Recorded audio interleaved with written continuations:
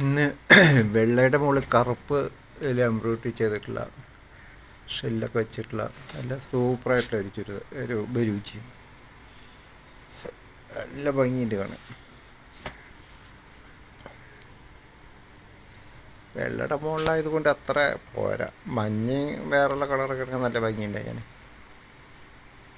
എന്നാലും മൊത്തത്തിൽ കുഴപ്പമില്ല.